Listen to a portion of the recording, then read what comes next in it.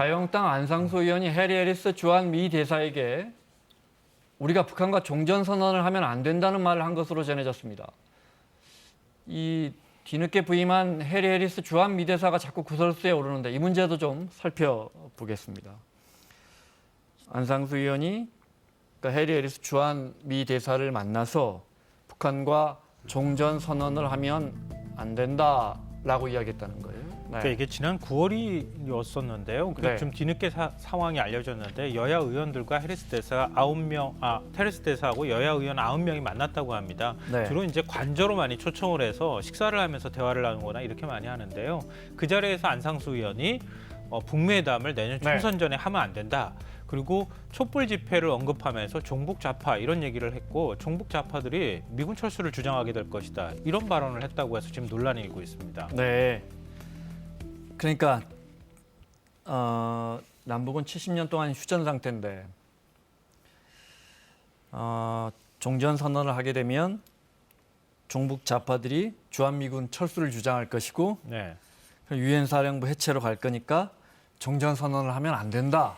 그리고 북미회담도 하면 안 된다. 네. 뭐 이렇게 얘기를 하고 있는 거죠. 심지어 안상수 의원이 이런 내용을 담을 편지를 트럼프 대통령에게 보냈다고요? 이미? 네, 뭐 네. 이미 이것도 알려진 상황이긴 한데요. 네. 지난해 12월에 트럼프 대통령한테 직접 자신이 편지를 보냈다고 하고요. 그 내용은 뭐 거의 대동소이합니다. 네. 그리고 올해 9월 해리스 대사를 또 만났다고 하는데 그 자리에서는 트럼프 대통령한테는 뭐 아무래도 우편을 통해 가지고 보냈을 거고 네. 해리스 대사한테 직접 그 편지를 또 다시 한번 전달을 했다고 합니다. 내용을 보면 한국 국민 대부분은 평화를 회방 놓는 정부 정책에 반대하고 있다. 근데 네. 지금 저기에는 저렇게 나오지만 문재인 정부의 대북 정책에 대해서 한국 네. 국민 대부분은 반대하고 있다. 네. 이게 과연 그러니까 일반적인 여론조사 결과나 이런 거하고는 좀 배치되는 건데요. 본인의 네. 생각을 그렇게 아마 담아서 얘기를 했던 것 같습니다. 해리스 대사의 이 말을 들은 해리스 주한미 대사의 뭐랄까요 답 역시 논란이 되고 있어요. 네, 질문이 이 자리에서 나왔다라고 하는데요. 문재인 대통령이 종북 좌파에 둘러싸여 있다. 이런 보도가 있다라고 하는데 여기에 대해서 어떻게 생각하냐라고 물었다라고 합니다. 네. 사실 굉장히 좀 적절하지 않은데요. 이 질문을 들은 이 이야기를 들은 여당 당시 의원이 이제 여야 의원들이 같이 있었어요. 네, 여당 의원이 그 얘기 적절하지 않은 것 같다. 이 형식에 맞지 않으니까 그 이야기는 그만했으면 좋겠다라고 해서 네. 이 주제로 답변이 오가진 않았다라고 하고요. 사실 이 여야 의원이 해리스 대사를 만난 게 어떤 자리인지가 중요하잖아요. 네. 국회 혁신 포럼이라고 하는 모임에서 갔다라고 하고 원래 처음에 이 자리는 한국과 미국의 에너지와 관련된 좀 이야기를 나누려고 했다라고 하기 때문에 사실 이야기 자체가 좀 굉장히 좀 부적절했던 것 같습니다. 네. 메카시 상원의원 그게 50년 됩니까? 60년 됩니까? 네. 다시 한국에서 6, 70년이 지나서 또 주한 미 대사가 그런 시각을 갖고 있는 것 같습니다. 네. 결론적으로 지금 북한과 화해 협력은 무리다라고 익힐 수 있는 부분이 있는 것 같아요. 뭐 안상수 의원의 발언은 물론이거니와. 네. 네, 그 이야기를 좀 하려고 하는 것 같은데요. 네. 그러나 이렇게 되면 지금 이제 트럼프 대통령의 정책과는 맞지가 않죠. 맞지 않습니다. 예, 트럼프 네. 전 대통령은 어떻게든 임기 내에 북한과의 어떤 평화 협상, 북핵 폐기를 정확하게 좀 하겠다라는 그런 입장인데 네. 지금 해리스 대사가 하는 이야기나 이런 것들은 좀 맞지가 않고 또 자유한국당에서도 해리스 대사에게 요구하는 것이 대한민국 국민 입장에서는 이게 마치 평화를 늦추거나 네. 아니면 한반도의 평화를 막으려고 하는 것 아니냐. 결국에는 이게 본인들 당리당략에 좀 불리하게 작용하니까 네. 이런 주문하는 것 아니냐라는 그런 비판을 좀 받을 수밖에 없는 상황인 것 같습니다. 결론적으로 저는 이런 주장을 얼마든지 할 수 있죠.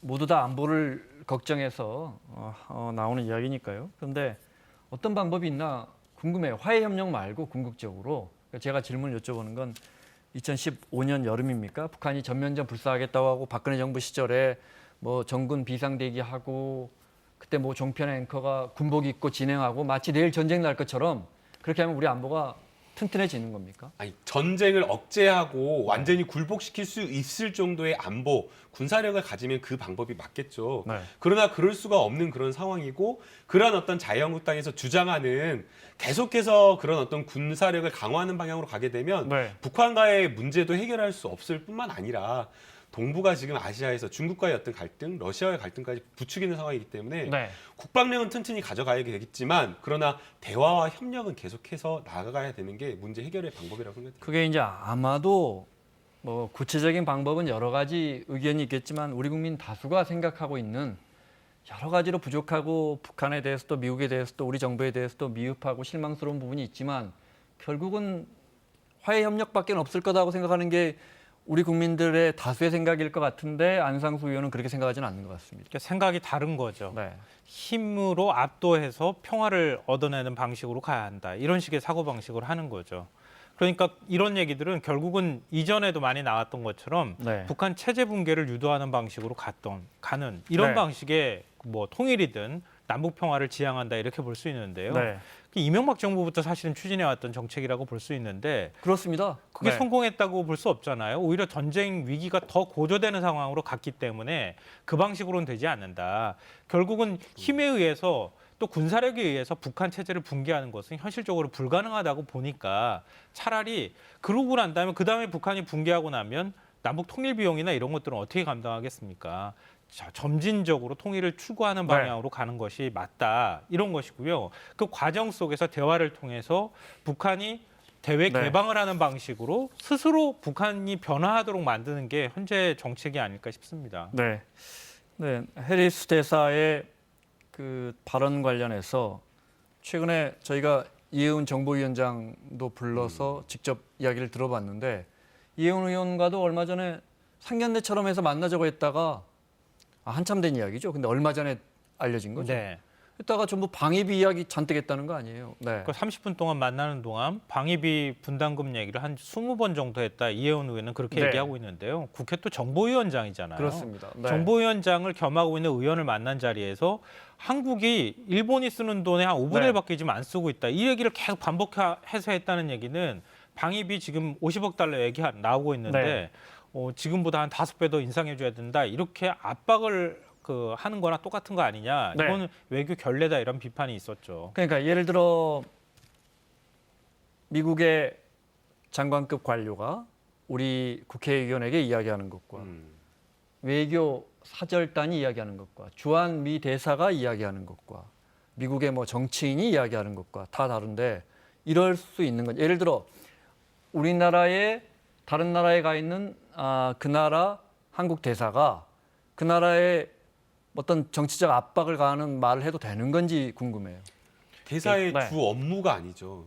기본적으로 대사라고 하는 것은 해당 국가에 나가 있는 그런 어떤 외국 자국 국민을 보호하는 게 기본적인 임무이고 그다음에 외교와 관련된 부분을 도와주는 그 역할을 하는 건데 네. 지금 뭐 마치 방위비 협상의 당사자인 것처럼 나서가지고 압박을 하고 네. 군 국방부나 이런 청와대의 어떤 백악관의 이야기를 앞장서서 이야기를 하면서 해당 국가의 국회 의회를 압박하는 그 모습 자체가 네. 왜 대사로서는 매우 부적절한 선을 넘는 그런 행동으로 이해운 의원 말로는 상견례에서 뭐 덕담 주고받는 자리인 줄 알고 갔다는 거예요. 근데 그 초청하는 방식도 썩 적절한 것 같지는 않습니다. 네. 그러니까 미국이 한국에서 어느 정도 위치를 차지하고 있는지 상징적으로 보여주는 일이 아닐까 싶어요.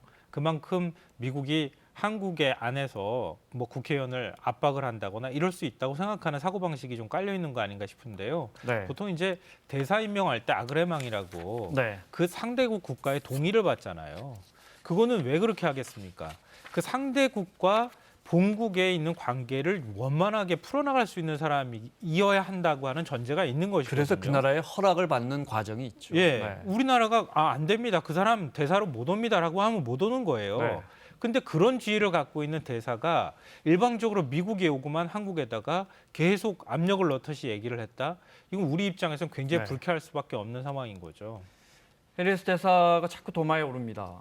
원래 군인 출신이죠. 평생을 군에 복무한 분이죠. 네, 좀 특이한 이력을 좀 가지고 있는데요. 1년 6개월 동안 트럼프 대통령이 사실은 취임하고 나서 공석으로 있었습니다. 네, 그러다가 대사가 이제 오지 않았습니다. 지난해 네. 7월 7일 날 부임을 했는데요. 해리 해리스는 이 일본계 모친을 두고 있고 아버지가 당시에 요코스카 미군 기지에서 해군 중사로 근무를 했다라고 네. 합니다. 그래서 그 어떻게 보면 아시아계 미국인이라고 볼 수가 있는데요. 해군사관학교를 졸업하고 나서는 또 이력이 좀 특수하게 해군으로 함대에 복무를 한 것이 아니라 해군에서도 이 항공기나 이런 것들을 운용을 하는데 해당 항공 운영 그 조종사로 또 특수 이력을 가지고 있습니다. 그래서 네. 실제 뭐 여러 전투에 또 이렇게 파견이 나가 있고요.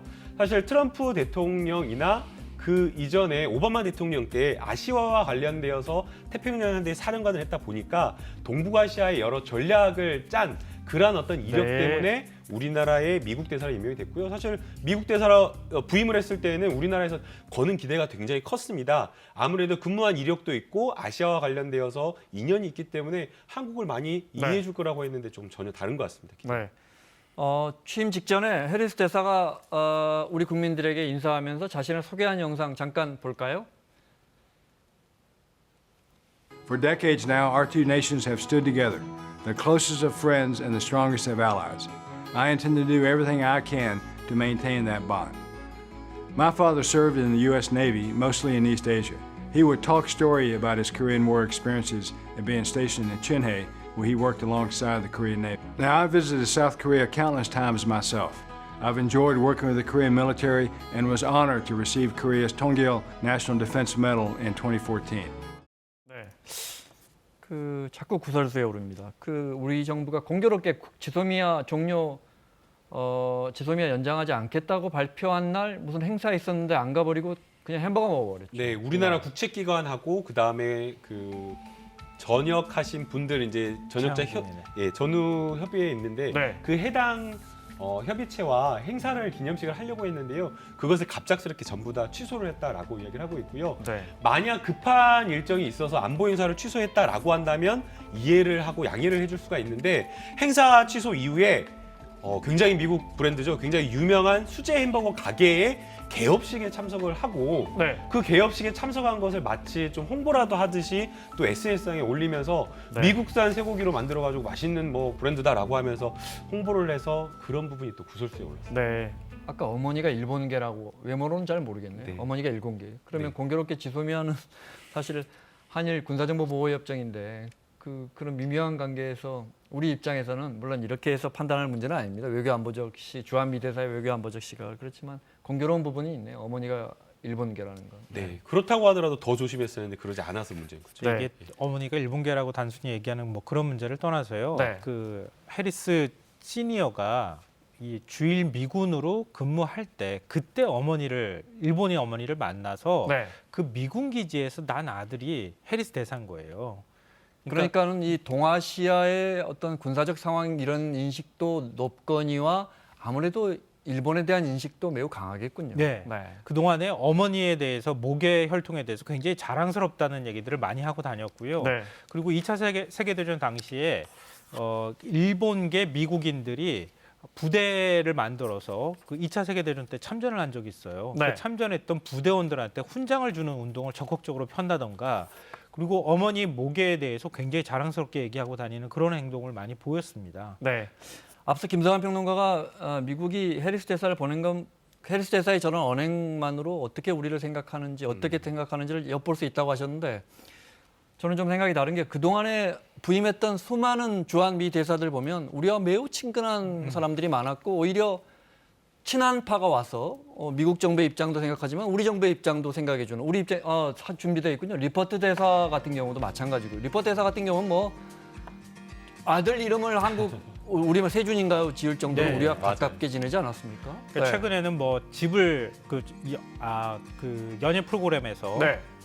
방문을 했는데 인사동을 방불케 했다 이렇게 얘기가 나올 정도로 그 집이 너무 전통 한국식이어서 네. 네. 한국 음식도 나오고 전통 한국 용품들도 굉장히 많이 집 안에다 갖다 놓고 그랬다고 네. 이렇게 얘기가 되고 있고요. 저거 보세요. 리퍼트 대사가 우리말로 SNS를 올립니다. 물론 뭐 본인이 쓴 건 아니겠지만 참 친근하게 해서 두 나라 관계를 더 가깝게 하는데 큰 역할을 했는데. 피습 사건 또 빼놓지 말아야 그랬죠. 될 것 같아요. 네. 피습 사건 있었는데 사실 많은 국민들이 함께 걱정해줬는데 거기에 대해서 리포트 대사가 많은 국민들이 걱정해줘가지고 한국의 정을 느낄 수 있다라고 네. 하면서 거기에 대해서 우리 정부에 문제 제기하지 않았다라는 그런 그래요. 점도 그 정신 이상한 사람한테 피격당했었는데. 네, 상당히 높이 살만한 근데 거. 이게 네. 그 리퍼트 대사 같은 경우에는 정치인 출신이거든요. 네. 근데 해리스 대사는 태평양 함대 사령부 그리고 미국 내에서 굉장히 대북 강경파로 속하는 군인 출신이 지금 대사로 와 있다는 네. 거죠. 그런 부분을 좀 비교해서 참고해 보시면 어떨까 싶습니다. 네, 알겠습니다. 북한의 대외 선전 매체 메아리에서도 이 해리스 대사에 대해서 뭐 총독의 행태를 방불케 한다 이렇게 지적했던데 우리 입장에서는 해리스 대사의 이런 외교 행보라 할까요? 참 대처하기가 쉽지 않은 상황입니다. 그죠? 네. 근데 우리가 좀 참고할 만한 일이 있는데요. 네. 그 해리스 대사가 미일 군사 동맹을 굉장히 중요하게 그동안에 생각해 왔고, 그리고 해리스 대사가 태평양 사령관으로 부임하고 난 다음에 임명되고 난 다음에 그 다음에 미일 군이 양국군이 전시 상황을 전제로 한 훈련을 처음으로 만들었어요. 네. 그러니까 그런 부분을 굉장히 강조하기 때문에 지소미아 문제도 아까 햄버거 먹는 장면하고도 연결이 되는 측면이 있다. 네. 이렇게 보시면 어떨까요? 알겠습니다. 자, 마무리하겠습니다. 주한 미 대사로 와 있지만 혹시 마음은 일본에 가 있는 건 아니겠죠? 네, 기우길 설마 바랍니다. 네. 그러지 않길 바랍니다. 마무리하겠습니다. 김남국 변호사, 김성한 평론가 수고하셨고요. 사사건건 내일 최재성, 권성동 의원과 함께 돌아오겠습니다. 고맙습니다.